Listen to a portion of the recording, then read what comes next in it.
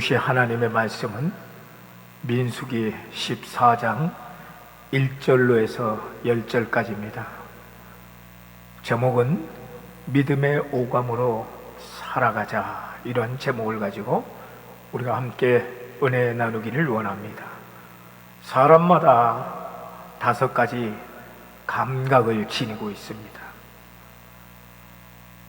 시각과 청각과 후각과 미각과 촉각이 있듯이 믿음에도 분명히 영적 오감이 있는 것입니다.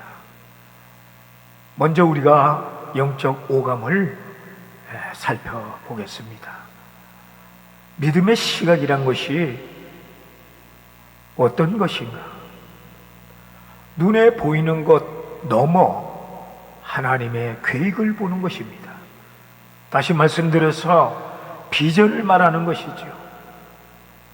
영적 시각이라는 것은 하나님의 약속의 말씀으로 오늘을 해석하는 눈입니다. 성경에 보면은 아브라함은 하나님께서 그를 부르시고 약속의 땅으로 인도하실 때에 그 말씀을 믿고 아브라함은 순종을 했습니다. 창세기 12장 1절에서 3절에 보면은 하나님께서 아브라함에게 큰 민족을 이루게 하시고 또 그의 이름을 크게 하시겠다고 약속을 하셨습니다. 아브라함은 이 약속을 믿고 그의 고향 땅을 떠났습니다. 뿐만 아니고 아브라함과 사라가 나이가 많았을 때에 하나님께서 그들에게 아들 이삭을 주시겠다고 약속을 하셨습니다. 아브라함은 이 약속을 믿고 기다리게 되었습니다. 결국 이삭이 태어났고 그 이삭의 출생은 아브라함의 믿음 가운데 하나님께서 약속하신 대로 이루어졌음을 보여주는 것입니다. 이것이 믿음의 시각인 것입니다. 믿음의 청각은 사람의 소리가 아니라 하나님의 음성을 듣는 것입니다. 백성들은 정탐꾼의 부정적인 말에 귀를 기울였습니다. 결국 그들은 밤새도록 울고 원망을 하게 됩니다. 여러분, 믿음의 청각이라는 것은 세상의 부정적인 소리보다 하나님의 약속과 위로의 음성에 귀를 기울이는 것입니다. 이사야 41장 10절에 보면은 두려워하지 말라, 내가 너와 함께 함이라. 놀라지 말라, 나는 내 하나님이 됨이니라. 내가 너를 강하게 하리라, 내가 너를 도와주리라, 나의 의로운 오른손으로 너를 붙들어 주겠다. 이 말씀을 여러분 매일같이 믿음의 청각으로 새겨 가시기를 바랍니다. 믿음의 후각이라는 것은 영적 분위기를 분별하는 것입니다. 믿음의 후각은 영적 분위기, 즉 하나님의 임재함과 하나님의 부재함을 분별하는 능력과도 같습니다. 여호수아와 이 갈렙은 이렇게 고백을 합니다. 그들의 하나님은 떠났고 하나님이 우리와 함께 하신다고 분별을 했습니다. 이것이 하나님의 청각인 것입니다. 믿음의 후각이라는 것은 말로 표현하지 못하는 어려운 상황 속에서 하나님의 흐름을 감지하는 것입니다. 우리의 삶 속에 아무리 큰 고통이 있다 할지라도 그 고통 가운데 하나님께서 협력해서 선을 이루어 주신다는 그 흐름을 깨달을 때에 고통이 감사로 변화되는 것입니다. 기도하는 사람은 상황의 냄새를 맡습니다. 믿음이 자라는 냄새인지 아니면은 썩어가는 불신의 냄새인지 분별할 수 있는 것입니다. 그 다음 믿음의 미각은 하나님의 약속이 얼마나 좋은지 맛보는 것입니다. 시편 34편 8절에 보면은 너희는 여호와의 선하심을 맛보아 알지어다. 여호수아와 이 갈렙은 그 땅을 심히 아름다운 땅이라고 말했습니다. 믿음은 하나님의 선하심을 직접적으로 경험하는 것입니다. 믿음의 미각이라는 것은 하나님의 말씀과 은혜를 단순히 정보가 아닌 맛으로 느끼고 감격하는 것입니다. 시편 119편 103절에 보면은 여호와의 말씀이 내 입에 어쩌면은 그렇게 달콤한지요 내 입에 꿀송이보다 더 답니다. 여러분, 주일 예배 그리고 기도, 우리들의 간증 속에서 하나님의 살아계심을 맛보는 여러분 되시기를 바랍니다. 믿음의 촉각은 하나님의 손길을 느끼고 순종하는 것입니다. 이스라엘 백성들은 눈에 보이는 현실만 만지려고 했지만은 여호수아와 이 갈렙은 하나님의 도우시는 손길을 믿었다라는 겁니다. 믿음의 촉각이라는 것은 보이지 않는 하나님의 손길을 체험하며 그것을 따르는 것입니다. 순종은 하나님을 실제로 만지는 일인 것입니다. 그렇다면 여러분, 믿음의 오감도요 훈련이 되지 않으면 세상에 휘둘리게 됩니다. 믿음의 오감이 훈련이 잘 되어지면 하나님의 뜻을 깊이 분별하게 되는 것이죠. 오늘 우리는 무엇을 보고 무엇을 듣고 무엇을 느끼고 있습니까? 육신의 오감이 아닌 믿음의 오감으로 주어진 내 일상생활을 해석하고 하나님의 뜻을 붙잡는 성숙한 신앙인이 되시기를 주의 이름으로 축복합니다.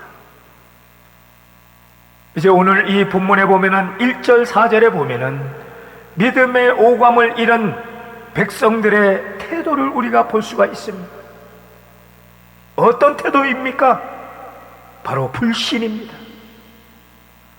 여러분, 불신은 공동체를 무너뜨리는 겁니다. 본문의 이 시작을 보면은 밤새도록 울고 하나님과 모세 아론을 원망하는 이스라엘 백성들의 모습을 봅니다. 그들은 하나님께서 주시겠다고 하는 약속의 땅을 앞에 두고도 오히려 이집트로 돌아가겠다고 합니다. 어쩌면은 우리의 모습이 아닐까요? 어려운 현실 앞에서 하나님의 믿음과 약속을 바라보며 나의 옛 모습으로 돌아가지 않으신지요? 여기에서 중요한 교훈은 두려움과 불신은 분명 사탄이 주는 것인데 이 사탄은 하나님보다 현실을 더 크게 보게 만드는 점이라는 겁니다. 그래서 믿음의 감각을 잃은 이 공동체는 방향을 잃고 과거로 후퇴하려고 합니다. 그러나 믿음의 사람은 다르게 본다는 거예요. 여호수아와 이 갈렙, 똑같은 현실을 보고도 다른 해석을 합니다. 그들은 우리의 밥이다, 하나님이 우리와 함께 하신다. 여러분, 믿음의 눈은 매우 중요합니다. 현실을 뛰어넘는 하나님의 약속을 신뢰합니다. 아무리 비바람이 불어와도 폭풍이 몰아쳐도 하나님을 신뢰하는 겁니다. 여기에서 우리는 믿음은 환경을 바꾸기 전에 우리의 시선을 바꾸는 것임을 배우게 됩니다.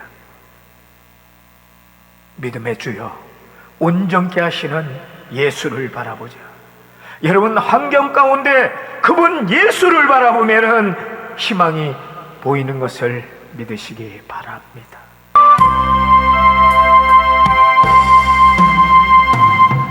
너의 하나님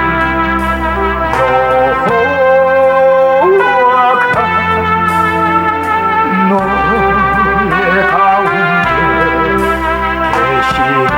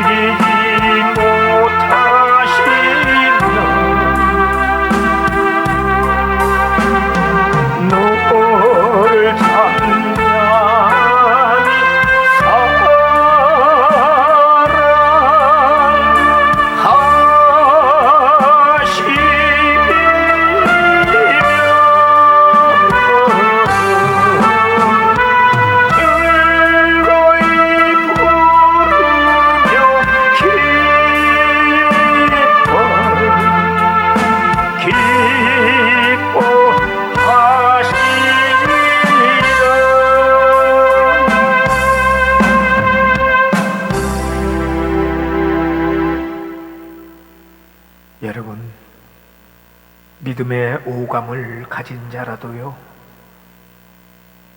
때로는 진리를 말할 때에 믿음의 박해가 따릅니다. 열절에 보면은 여호수아와 갈렙은 분명히 바른 말을 했습니다. 믿음의 오감을 가지고 선포를 했습니다. 그런데 백성들은 그들을 돌로 치려고 합니다. 진리를 말할 때 이것은 항상 박수가 따르지 않는다는 것을 말하고 있는 겁니다. 그러나 진리는 반드시 하나님께서 인정을 받습니다. 진리는 반드시 하나님께 인정을 받습니다. 하나님보다 사람의 눈치를 보면은 믿음의 길을 절대로 갈 수가 없습니다. 이스라엘이 블레셋과 전쟁 중일 때에 사무엘이 제사를 드리러 오기로 했지만은 늦어졌습니다. 그때 사울은 백성들이 흩어지는 것을 보고 다급한 나머지 그가 직접 제사를 드렸습니다. 그것이 이 사울의 실수였습니다. 사울은 하나님께 순종하기보다도 백성들의 시선을 더 의식했습니다. 제사장 제사만 드려야 하는데 왕이 그 고난을 침범을 하고 말았습니다. 그때 하나님의 반응이 나타납니다. 하나님께서 왕의 나라를 길게 하지 아니할 것이라고 선언을 합니다. 사랑하는 여러분, 하나님은요, 약속을 지키시는 분입니다. 그러나 그 약속은 우리의 믿음의 오감을 통해서 굳게 붙잡을 때에 하나님의 약속이 지켜진다라는 체험을 하게 될 것입니다. 오늘 우리도 여호수아와 이 갈렙처럼 현실보다도 하나님의 더 말씀을 신뢰하는 자가 되기를 주의 이름으로 축복합니다. 주의 말씀 아는구나 참 기쁘고 복되고 기쁨